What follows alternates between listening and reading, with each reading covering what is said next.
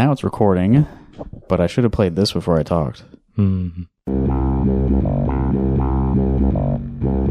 And that cut off the beginning of the. It cut off like a tenth of a second at the beginning. Let's see if we can get it right. Yeah, that's better. Well, then it skipped. It's going to be an interesting. Why is it doing that? I'm telling you, Justin, we're in for an interesting episode.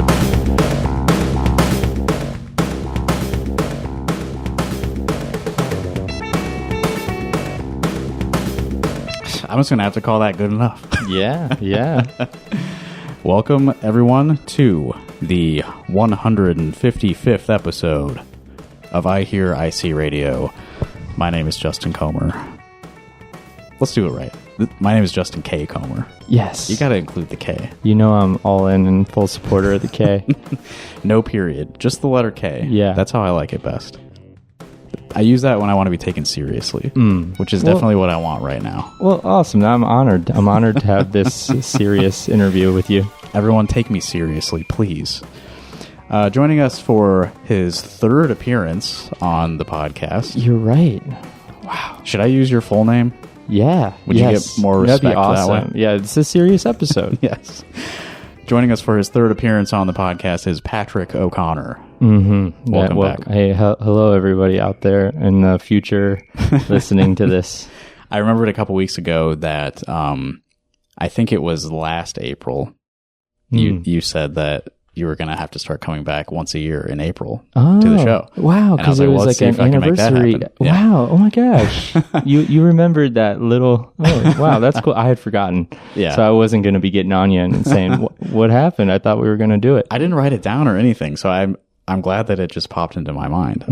But yeah, 2 years ago, you were on the show as part of Single File, your duo with Sarah Ann. Mm-hmm. And last year we did a Saint Nick episode. Yeah. Okay. Great. And now it's just you. Now it's just me. You have to carry this alone. This is all on your shoulders. I'm nervous. Don't make me more nervous. Sorry. No, it's okay. Do you want to talk about where we are? I would love to. Is it something you want to get into? Okay. Yes. Where are we? We are in Old Brick. The Old Brick is church. Is there? Yeah, we just refer to it as Old Brick. It's right? just Old Brick. Yeah, but I feel like there should be a word after brick. Yeah, no, because it's not a house. It used to be a church. I think I don't know for what religion exactly, but yeah. So we're in an office room. My friend Jordan and I. Folks probably see me walk around with tall, lanky Jordan. That's my friend. And he's part of St. Nick, so he was on the show a year ago. Yes. And we together have had an idea for a long time, mostly from his reign. He's wanted to have this sort of, he called it a salon-type hangout spot for artists and creative people, all people. But it's been something we've been thinking about doing for a long time. And then just like, I guess one of the rules we had for ourselves in the endeavor was like, we were going to be chill about it the whole time. Like everything we did, we had to do it in a chill manner. Interesting. And so we were never rushing and like trying to, I guess, like make ourselves work hard. We wanted to do it, but we didn't want to push ourselves. And cause like, we do a lot of other things. And so it's like 3 years in the making of like very chilly, like approaching it and like manifesting it, I guess. But anyways, we've got this space in Old Brick, which will probably be opening up maybe next week. Wow. So, yeah, I don't know. It looks about ready to me. Yeah, that's, Ellie visited last night. She said the same thing. And I was kind of tired and grumpy from setting things up. So I was like, no, it's not even close. Terrible.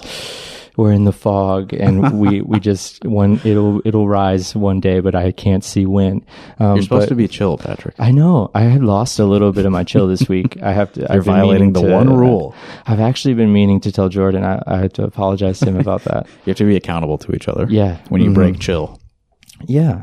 And so anyway, I kind of did a switch up on Justin. So I'm very happy you're here to see it. And we changed plans to record here kind of last minute. But I wanted to show it off because I wanted to talk about it with you. Yeah. And I think you, like, either one or both of you have mentioned to me before that this was like something you were working towards, but I didn't realize you were so close. I didn't realize it like was a room full of stuff already. Yeah. Well, we lost our chill this week, so we worked really hard for like 4 days straight. We had gotten the key last Friday, I think, and so this past weekend, and then this week we've been kind of just in here a lot, and so since the idea was so long in the making, we were able to kind of like find good things along the way, because we weren't rushed and like having to like buy a shelf. I see. So we got these cool shelves from Crowded Closet like a year ago. Yeah. So if Ellie. I were to describe this, it's, the shelf is maybe 4 feet tall. That's taller than 4. Yeah, it's more actually like 5, more like right? 5 feet. And there's 2 like big shelves on it, but they're tilted, right? So it's very nice for displaying records like you're doing right now. What do you think was the original intent of these shelves? There was like stickers on them. One of them has said like specialty hangers. I mean, I think they were just really for a secondhand store to display items of some kind. But they work really well for like larger books or comics or records. Like, I guess, yeah, it's a really pleasant shelf to walk up to and like look at something. And rather than like, the record stores are fun, but the crates can be kind of flipping through like a bunch of it's not like completely vertical records. You have so much color out, and you can see each record individually. And so it kind of it's nice to look at, I think. And so anyways, because we had the idea going for so long, we weren't ready at all at that point, but we were like, it was still like we were going to do it one day, we thought. And so let's buy them, even though we don't have a space yet. And so we had bought those a while ago, and so we've kind of accumulated a lot of things for the shop without having the old brick space. And then eventually we were I'm so grateful for being granted this space through Nina and Brink Literary, actually. Okay. So shout out to Nina. She's been super supportive of our idea, and it aligns with her. I think she might have been mentioned on last month's episode of this show, actually. I think Andre brought her up because of her Mission Creek connections. Yeah. I won't get, there's like a kind of a whole like strategy we went about to like share it together, but it's like, it's kind of just detail stuff that's maybe not so fun to chat about, but I was kind of curious about that, because your rule to be chill completely throughout the process maybe is not conducive to like basically starting a business. Right? I mean, it did take us 3 years. It maybe isn't a good idea. And I don't know that it's a bad idea, but it's like it's not the most common way to do it. That's kind of how we got to it. We were like that. It excited us to do it in like the opposite way. Like, people that start businesses don't think we need to not be chill. They don't like think about working really hard, but you like find yourself just part of hustling. The deal. Like, it just seems like it's ingrained. So whenever something is like seems like it's ingrained, I feel like those are the things I love to pull out of things. Well, like the thought of owning a business seems miserable to me. Like your whole livelihood is riding on this like business model succeeding at least enough to cover your own expenses, right? Yeah. And I don't want to deal with it. I'm the worst at that. I'm can't actually be chill like, about that. No, I'm horrible at it. And even in here, we're like, well, we don't need a front desk. Like, we're going to be selling. These records are for sale. Everything in here is for sale. It's not like it is for sale. It's supposed to be in here. It's like, I almost wanted to make these ads like for the Ensoniq Mirage. We have an Ensoniq Mirage from 1984. It's a really beautiful sampling synthesizer. I wanted to make an ad that was like, please don't buy our Ensoniq Mirage. I want to play with my Ensoniq Mirage all day at the shop every day. We want to buy things that we think make this place fun to be in and play. I think in a dream, I want people to like come here to play the Ensoniq Mirage and record onto tape here and then leave and feel like they have that Ensoniq Mirage. It's just here. And they can come back and they can like record overdubs a different day on the tape that we saved in the corner that they recorded on last time. Because I don't, as a music maker, I found that gear was so valuable to inspiration and creation. But I really don't like money and I don't have any, and I can't, so I struggle to like right make amazing music, but I think that like if I have built up this obsession of equipment and how to use equipment, I want to just, I guess, create a place where people can all have this stuff that is really expensive. Right, without having to commit as much as you have. Right. And if somebody were to buy this Mirage, they're like, it is amazing. I'm like, you're right, it is. You can buy it. And then if it's really, if I really am sad, I can then be tested and be like, I'm just going to buy another Ensoniq Mirage. But maybe I buy something else to try and learn about a different kind of synthesizer in that moment. But yeah, so we have these kind of pieces that we think are really cool that people can just come here and experience and hang out with or buy. So this is kind of like a shop, recording studio, community center, museum. And does that encompass it all, do you think? I think so. I think also just hanging out. Right. Did you say that? Community. I was kind of like trying to throw that in with community center. Yeah, but I think so. Even salon. So that was Jordan's word for it, right? Yeah. Another perspective on it is like sometimes at night, like I want to go out and socialize, but I don't want to go to a bar. Right. I don't want to drink. I drink, but not like much. Like I'll have a beer if I'm at a show. I might have a beer. A lot of times I don't even. I'm like, that's the whole. I gave you the thorough answer on that one.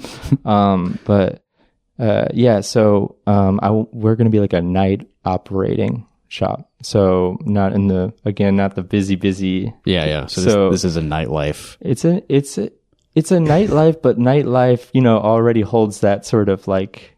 We're going to have a beer. Yeah. So it's kind of like it's a new nightlife. Alternative. We're creating a whole new nightlife. Yeah. A more relaxed nightlife, I suppose. Yeah. I guess, another thing I like to describe it as is just we're trying to inspire and equip. So that's at night, I guess. Mostly because we don't want to be loud during the day because we have a lot of neighbors in this space and it's a cool space. We're making the most of a space we never would have sought or tried to. Even if we weren't chill, we wouldn't have been like, I wonder what Old Brick has. Yeah. But since we were given the opportunity, we took it, and I really like what we have in here. I think it's a really cool looking room. Yeah, it's nice. It's this is going to sound like really stupid, but it's like not too small or too big. Yeah, it's a perfect size. Everybody. Yeah, I was just listening to a podcast where somebody was talking about how on all those like real estate shows, like here's a big fancy house and here's another big fancy house, and I'd pick which one you like better. That kind of show. Yeah. Something that people always say on those shows, which I don't really watch, but my wife actually watches those sometimes. On those shows, every time somebody walks into a room, they say like, "Oh, this is a good size room," and that's exactly what you thought when you walked in here. That's this one, yeah. Oh, this is a good size. This is a good size room. Yeah, it's a good size. I like the size of this. It is. I mean, do you think we could put on experimental music shows in here? Well, you definitely have to limit the capacity. Stuff around. It's too small for that, but. I think if we were to like, I don't know, we've got an arrangement right now where we've tried to like create these little sections where you're kind of blocked off, and the idea was setting it up so that there could be multiple groups hanging out at once. But if we were to put on like a screening, we could move this organ, move some things, and create like more of a whole room seating kind of feel. Yeah. So you got a sheet on the wall that you were projecting a film onto when I got here. You've also got that projection screen, which is mostly like a standalone thing. It's kind of just to separate this. We might get some. Yeah. But it's for somebody might want. If you want a pretty small projection screen, it's cute. It's kind of nice. Yeah, like most projection screens that I've had to deal with have been like so unwieldy. It's like takes forever to set it up, and you're like scared. Yeah, no, this is a very intimate projection setup. Yeah, you can just put this in your car. And another thing I like to do is make art installations and visual installations. So Yeah, like something like that. It's like it's a cool thing for that. It could be a cool tool for somebody who wants to create a film installation and have multiple projectors going, and maybe you have this smaller one off to the side. It's kind of dirty and vintagey. So yeah, like it's not right now. It's mostly music, but that's something we want to have in here is stuff that can inspire and equip people that are doing visual art. So we want to have more cameras and stuff. And writers or readers. So yeah, other multimedia, but it's music focused as of now. But yeah. The goal, the big picture is all kinds of creative art. Is there a name for this? Yeah. As of now, we're calling it 5-pin din. 5-pin din? Yeah. DIN? 5-pin din. Okay. So 5-pin din is like, you call it the din. Called spin din. 5-pin is like kind of like fives are like an S, so you call it spin din, 5-pin din. The din, just I don't know, call it whatever you want, but 5-pin din is the name. 5-pin din is a type of cable. It's a MIDI cable. So so MIDI cables have 5 pins, and it's like a din connector. So 5-pin din and MIDI cable. So I love MIDI music. MIDI blew my mind a few years ago when I was getting into it. So this cable allows music equipment from different manufacturers, different eras, to communicate. Yeah, honestly, the different eras is like the part that's the most impressive to me. They never remade a different cable. Is Dan Miller, shout out. He's like, do you know they never actually redid MIDI at all? It just works. It's just been going since the 80s. Yeah, possibly 70s, 83. And MIDI is still used prevalently today. These 5-pin cables are still out here. Yeah. And so, I like it in that sentiment of like it allows these instruments and hardware to communicate with each other so it's like it's kind of like this space is like these different types and different eras and different kinds of people are able to like communicate and like get on the same clock. So that's as of now, I guess it's not like so official, but it's like on this pod, I wanted to have a name. And so like we were kind of like this morning. Well, no, we were, this week we've been like, it was every now and then it's like the nervous point where we take a break and we're like, have you been thinking about the name? Yeah. But you gotta stay chill. It's hard. You want it to just like arrive and have the light bulb moment where it's like, and Jordan, he really liked when I said 5-pin din. Okay, good. So good. I think that when we ruminated, we had a couple other ideas. Yeah, we took the time on it this week, and we're excited about 5-pin din. 5-pin din. So speaking of music, do you think we could maybe play something of yours? On the show? Yeah. Like I have the Toy Away Bandcamp pulled up. Is that a good place for us to go? Yeah. Okay. So I have a lot of different vibes, Justin. Do you have any preference? I mean, I could think for a second on showing you something in particular, but I have like ambient stuff. I have kind of punkier stuff. Yeah. Do you have anything that like we could talk about your use of MIDI in? Would that make sense? Yeah. Yeah, maybe let's try Ladder Buffet. That's my other project with Jordan. Okay. Could you search Ladder Buffet instead of Toy Away? Yeah, I can find Ladder Buffet. And this is something that I think is I'm blind to this. I don't know that I have encountered your work with Ladder Buffet This could be fun then. Okay, here we go. Ladderbuffet.bandcamp.com, right? Yeah, and so we've got one little tape on there. And maybe let's try Before. So this is a track I arranged with my sequencer. And so you can hear different sounds, and none of them there was no use of a computer at all. And it's just, I have a MIDI sequencer that can play back each track from like a Game Boy looking device. Okay, B4. Yeah. So this is from Music Numbers by Ladder Buffet. Yeah, and Jordan plays bass while I kind of sing in a strange voice. Oh, fun. All right, we got a lot to look forward to here with B4, and that's lowercase letter B and then the Arabic numeral 4. Mm-hmm.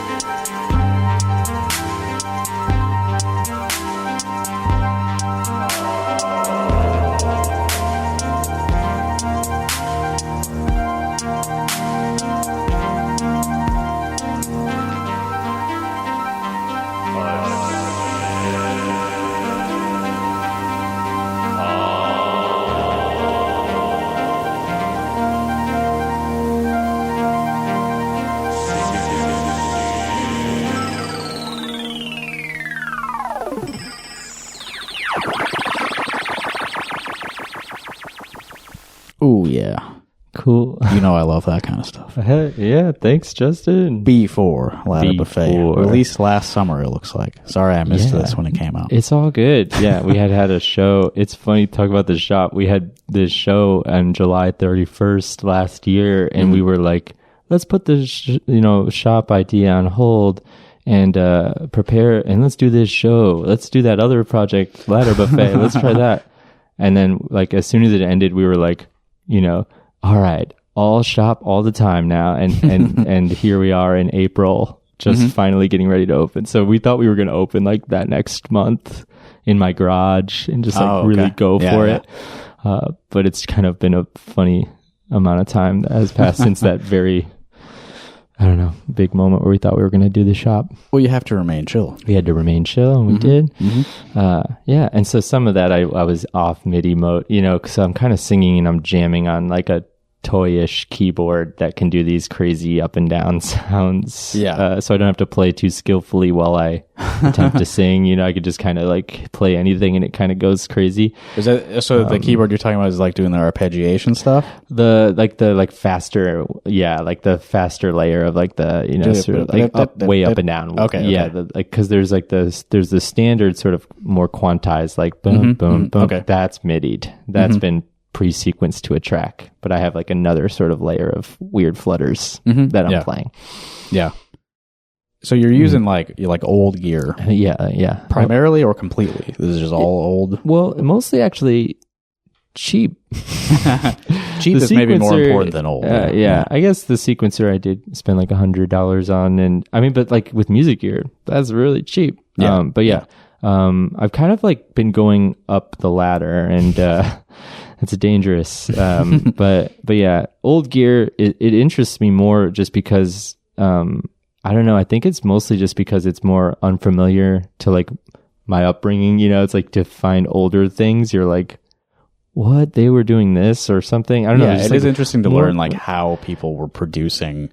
Yeah. Like music. This little sequencer is kind of like capable of like a full studio's amount of workflow. It's just like absurd to imagine somebody using it in an actual studio. Yeah. But there was maybe a time where there was some local studio somewhere that was like, we got the little sequencer, come on in. It's kind of quirky to me too, because it's like to not use a computer, but then to like do these things that are just like what computers do. Right. But to actually, I don't know, it's kind of funny. It's like, what am I? Like sometimes I'm like, I'm just crazy. I mean, I think that most people who are like really interested in like creativity in general, like are attracted to that idea, right? Yeah. Like if something is like really easy to make happen with like a computer program, then it's not as interesting. Yeah. And it's just like the sounds that the older stuff holds, and it's more, I don't know, it's just like you don't know why you have your taste kind of thing. You just do. Like it's just my taste. Like I just like older stuff, like old clothes, old aesthetics, old things. They just didn't speak to me for some reason. Yeah. Did you record that to tape? Yeah. Okay. You can kind of hear some hiss at the beginning, and it seems like that's what's going on. But then, like, I don't know, that felt remarkably clean to me. Like most of that track. I have a 4-track cassette recorder that was like, it's a kind of a higher end 4-track cassette recorder, so I think it can do pretty, like sometimes like it'll just be like, it almost feels like I've recently started getting like really dumpy cassette recorders to make stuff sound more cassette like, because sometimes that'll happen. I'll record stuff and be like, wait, I'm trying to make this sound dirty and weird, and it just sounds actually like really good. But it's too crisp. But most of the time I'm just like kind of pleased with it, and it's just mostly just for process thing out of anything, just the toys, just toy, like having that sort of, array of things that feel like you just have little toys you play with. And like the 4-track is definitely something that's like, feels like the experience of making music is so not a job anymore with that. It's just like, oh, this thing is just so cool. Like, because when have you been making music and think like your computer is so cool? Like it's the music you're doing that's cool. And even like a lot of times like these more modern MIDI keyboards, because people might be confused because they're like, MIDI cable, that's not a MIDI cable. Like, because most MIDI controllers now use USB. Like a printer cable, a USB cable. And so even those, it's like you could be making such amazing music, but that keyboard itself, do you love it on its own? And then the computer, I mean, the sounds are crazy that you can get out of those things. Yeah, obviously you can get anything. And so yeah, you can recreate the sound of what we just heard, like with a computer, basically, absolutely. right? But you can't replicate the experience of making it. It just doesn't feel the same. And so I've just really prioritized like that experience, and I think it's partly because I'm not an actual musician. I mean, what is an actual musician? I'm speaking to music school, Justin Comer here. But I don't really know how to play music that well, and I never was trained or anything. So like it's hard for me. I want like the toys to be like fun to play with, so that I can actually sit down and play with them. Like So you enjoy the experience. Yeah. I mean, I consider you to be like a very prolific musician. Like you release a lot of material. I play a lot. I play a lot. I said, but yeah, thanks. So setting things up that way, I guess. Set things up to play a lot. It encourages you to keep going, keep producing more and more stuff. Yeah. So it's a good. You've figured out something good for yourself. I'm kind of changing waves here though now. Yeah. So Toy Away, that's the project you had pulled up. Right, that was my personal project the past few years. And it came at the moment I got a 4-track for the first time, and I was making a lot of cool stuff, and I just like was really into this idea of play and toys and like just not working too hard on music, just making stuff a lot. But then what happened was I ended up with like a ton of recordings that felt like they were almost good enough to be like published, but not quite. And I never wanted to go back into them because I wanted to keep playing. Just move on to something new. Yeah, new ways. Yeah. And so I'm kind of going to try and change my process a little. I've put like a wrap on Toy Away. And so I'm going to try, sometimes you just have to change up things. And so now I'm going to try and work out songs more. I've just started to practice more of, they call it ping ponging. When you, bounce tracks from the 4-track, you consolidate them into like one so that you can then have 3 more. Right. And so doing more overdub recordings and stuff, because a lot of Toy Away just became like, whatever I got when I sat down is the song. Right? But I really like to learn how to route gear in a way that I can have this whole, band by myself. So I'm like, I'm triggering like drum machines with like bass lines and playing synth and singing at the same time. So it's like, it's so tempting to feel like you can do the whole song in one go. Yeah, totally. Yeah. Which was fun. And I got pretty good at like creating a MIDI connected world chain where I could be a whole band at once. And the only problem was I'm not quite good enough to like make that sound perfect, or maybe I lost the patience to like, do takes over and over. I just would like have something sketched out that I thought was cool, and then I would kind of try it until it was like, okay, and then be like, all right, I gotta go, and I can't, and just never come back to it. So I want to avoid accumulating too much. Sure. So the prolificness is like, I think a lot of musicians have a ton of stuff, I just am more willing to put stuff out maybe wasn't quite done. Yeah. And I think people will go through phases like that, like things ebb and flow. I mean, I guess I can talk from experience myself. Like I record basically everything I do. Right. And for a long time, I like had like no thought about like, is this good enough? It's just like, yep. You were doing the release thing. More or less. I got this into a state that like, I think it sounds good enough and I don't need to think about it anymore. So it's out there in the world now. And then I think it's mostly just like a result of like being too busy to be constantly like releasing everything I record, like preparing it to go out to the world. It's a lot of work. Yeah. Right. So for the past like maybe 3-ish years, I've been like, I still record almost everything I do, but right now it's just sitting on my computer. So I don't know. I'm still like, I think I'm doing more than I was at that time, but I'm not releasing as much as I was just because I don't have time to sit down and think about it, I guess. Right. And, I hear that. And I guess I've leaned harder into the podcast stuff, which is like, that's the process is like immediate, that's I feel like, it's that stuff is just ready. you know, because it's an honest, it's just a conversation, it's a moment, you know. Yeah. Music, there's like this kind of expectation that like to release something means you've like gave it the check mark of like this is ready for you, world, you know. But like, Yeah. I don't like to think of it like that, but I don't know.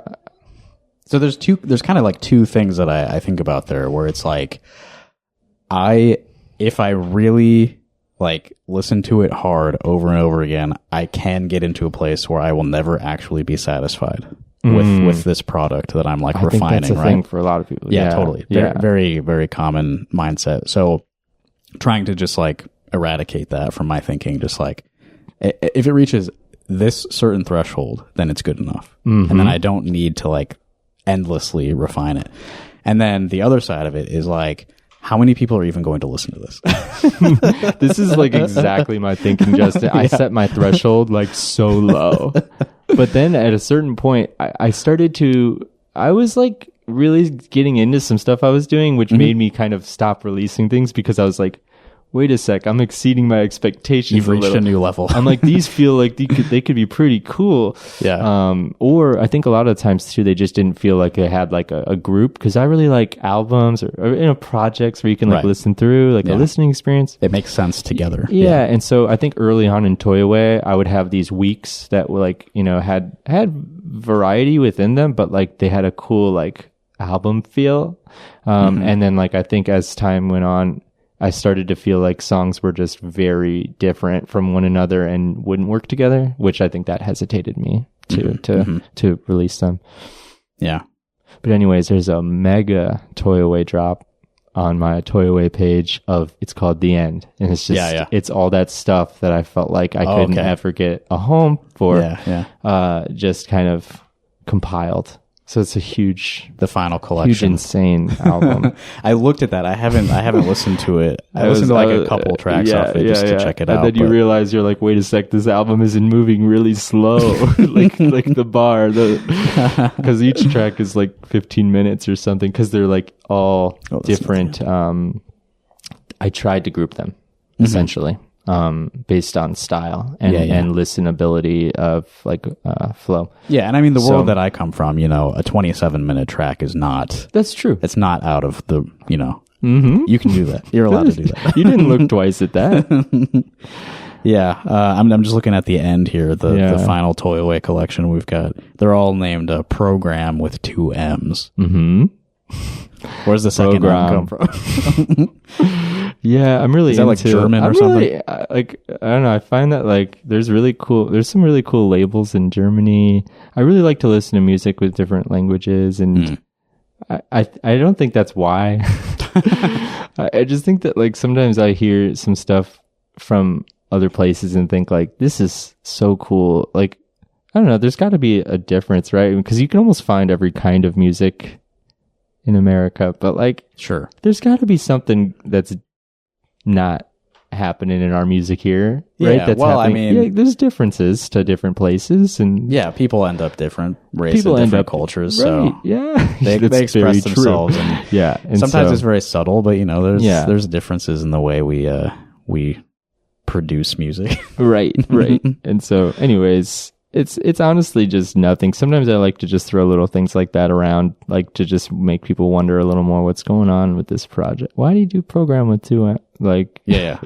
You know how that is. When you put them out, you just start throwing things. Yeah, you just start throwing things at it to make somebody think, oh, wow, they really thought a lot about this thing.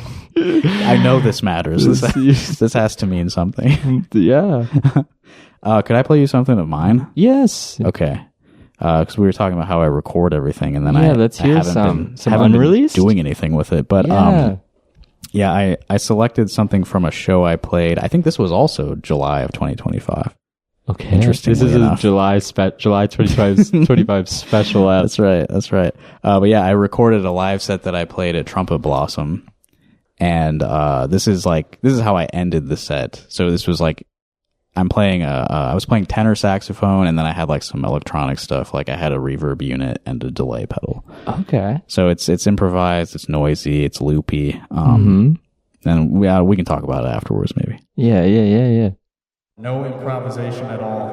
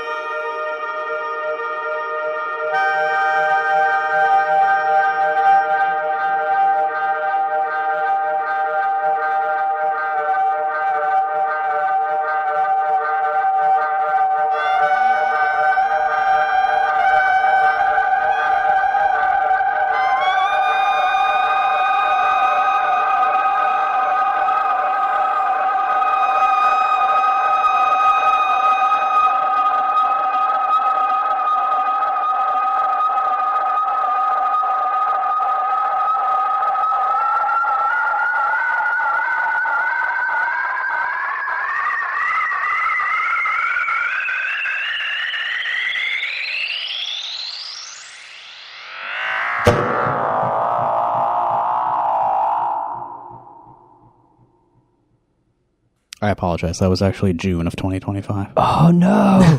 No, thank you for sharing that with me. That was really cool. Oh, thanks. That delay with the reverb creates such a synthy sound. It's cool. Yeah, I really had it like maxed out for a lot of that. Just like turn the feedback up on the delay. It just all the never way. stops. Yeah, you just change the speeds. Yeah, it just goes into a cycle of.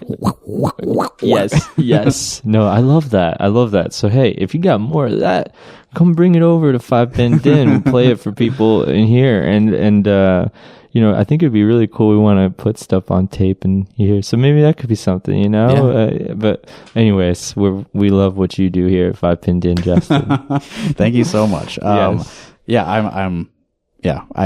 I wish, like, I think about this from time to time. Like, I've been so busy, and like everything that you guys do is like so my speed. Like, it works so well, and I wish I had more time to like do stuff with you guys. Yeah, you should. Every time we do stuff together, it like works out so well. Yeah. Well, yeah. I feel the same way, and so I would love to do some more shows and events. I was even thinking a live podcast in this room could be really cool. Really? I thought so. Rock Hard Caucus is a great podcast. I thought that'd be really cool. You guys had done it before, right? We did one live thing at Film Scene last year. I don't know. This could be a more like, it's a little intimate room, but like it would be recorded so people could listen back. But like, why not just allow an audience, right? I know you guys, I don't know. Evan lives in Des Moines, so we're usually on the computer. Yeah. Or, more iHearIC stuff. Yeah, totally. So anyways, we'll talk more. I'd love to make stuff happen in here, definitely. Cool.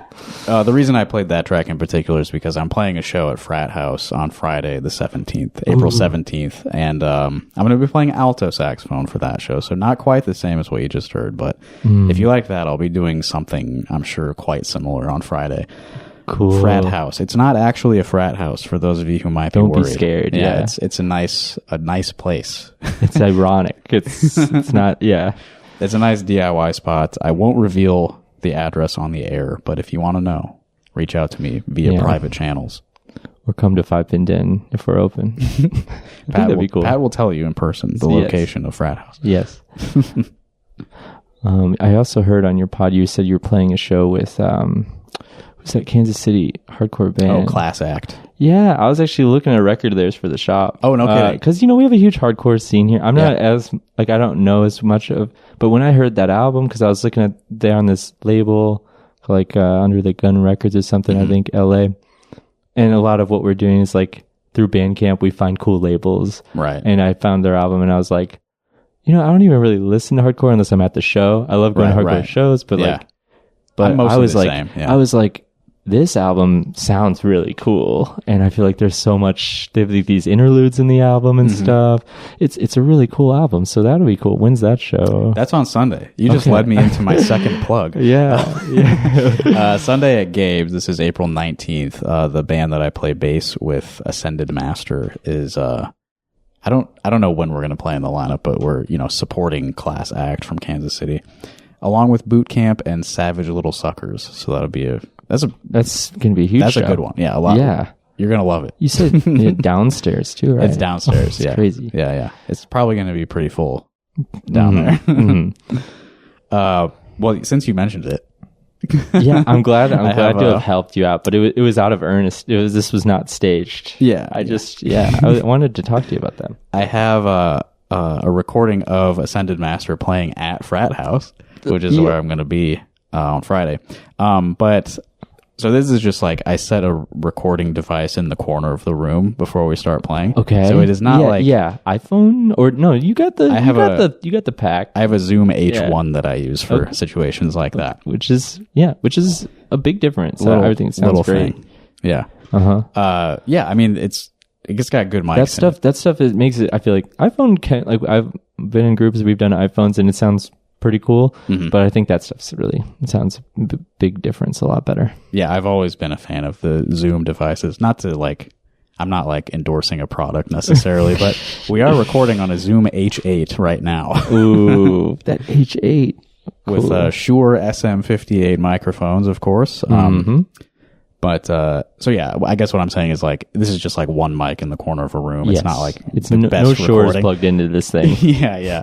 But we have been recording in a studio recently, so there will be like a good release soon from Ascended Master. Wow. And so I didn't want to spoil like the studio recordings of like our original songs. So I'm going to play for you now. Play the demo. I'm going to play for you now a live recording of us playing the song Static Age, the Misfits song. Cool. I don't know if you're familiar. I don't know it. It's from their first album, I think. But we have some Static Age music in the shop. Static Age Music is a record label in Berlin. We have some music. Really? Yeah. Okay. So anyways, there's a little connect. I wonder. Little connect. Yeah, I wonder if they're named after the Misfits song for some reason. They actually might be. Yeah. I mean, it's a punk label. And they like monsters in Germany. The dots. So yeah, Ascended Master playing Static Age live at Frat House. Let me get the date correct before I start it. This was March 28th, just last month. Just a few weeks ago.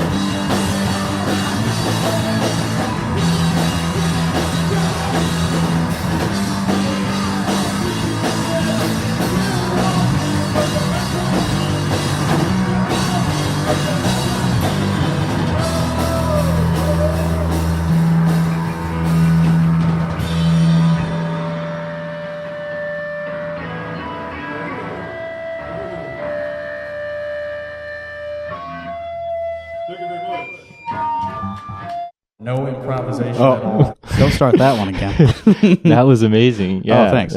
Yeah. I love that quality of recording on that kind of music too. You know, Yeah. it really suits. I want to use it as like background audio to like a movie I'm making where it's in a bar and if there's a show happening, I want to use that. Yeah. Yeah, that it picks up the bass and drums pretty well. Didn't get a ton of the guitar or vocals, but I'm glad that you could hear Oliver do like a brief Elvis impression right at the end. It was, I wanted to almost say, I don't think that's you guys, Justin, when I heard that. I was like, that's Elvis, I'm pretty sure. Yeah. Well, you know about Danzig? No. Glenn Danzig, who was the original, I think the first vocalist for the Misfits. Oh, did he? I don't know a lot about punk history, but yeah. I'm pretty sure he was their original vocalist. He's like he loves Elvis. Okay. And he kind of sings in a similar fashion. It's sort of like huge inspiration. Yeah. Kind of voice, yeah. Yeah. So that's why I think that's why Oliver did that. Yeah. Just a little must joke be. for the Danzig fans. Mm-hmm. Cool. So yeah, if you wanna keep an ear out, eventually Ascended Master will be releasing some studio recordings in which you will be able to hear the guitar and vocals. And if you come see us this Sunday, April 19th at Gabe's, you'll probably be able to hear the guitar and vocals there too. Yeah.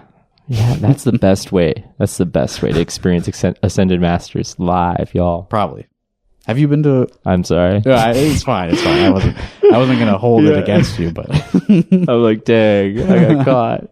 No, I try to go to shows. Yeah. There's a lot of shows happening every day. Shows. Iowa City's basically too cool. every day. It's just too cool. It's too vibrant. Mm-hmm.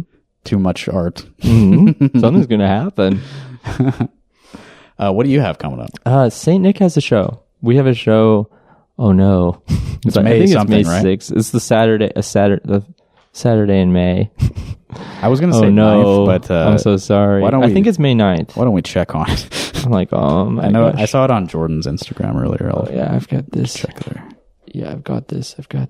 It's May 9th at Public Space 1 at 7 p.m. And they're saying, let's say $10 on the flyer here. We're playing with Bird Labs. Thanks yes, Bird Labs, Isaac, for inviting us to play. And we're playing also with Nora Petra. Nora's local too, right? I'm not sure. I feel like I've seen Nora's name on posters before, but I don't know Nora. Could be an all-local personally showcase at PS1. I'm just going to check. Oh. Yeah, and while you're looking, I'll say on May 31st, a little bit further down the line, get your calendar marked for Iowa City Video Zine's season finale of season 3. Oh, hell We're paying homage to public access television. That is the theme of the episode. Got some green screens and shit. It's going to be a real big deal event. We have Little Village and KSCI, the radio station across the hall. I didn't realize KICI was in Old Brick now. Yeah, I saw that when I came in. Cool neighbors to have. You know what's cool is that they play old episodes of this radio show on That's their so cool. station. Oh my gosh, yeah. I can walk across the hall and just hand them this recording and say, "Here, just put this live." out. Put it. Cool. We should just record it in there live. But anyways, yeah, we've got some like cool like installation. Claire has been putting a lot of work in, and she's got some installations that will be kind of playing in the foyer, you know, just around. You'll have these sort of talking head TVs of people talking about why public media is important. Yeah. And what they do with their outlets of public media. And so yeah, it's going to be a really cool event. It's a Sunday.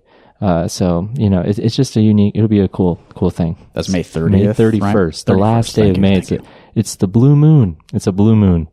Claire's she's often scheduling the episodes on moon cycles or like, you know, solstice. Yeah. She's very in tune with that stuff, and it's cool. I'm very out of tune. I never look up at night. You know? You just start, Justin. No, you don't have to. It's influencing my behavior, I know, but I never acknowledge the moon. Yeah. I don't gaze upon it or anything like that. I don't either.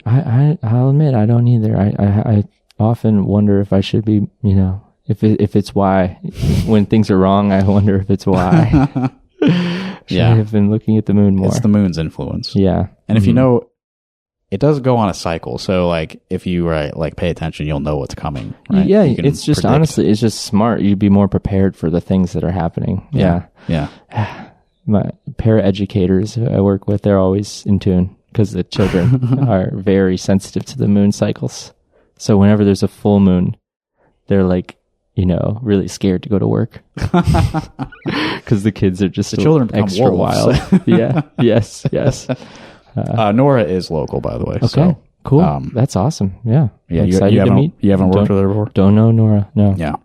Nora, open invitation to this podcast. Sorry that I'm not familiar with your work already.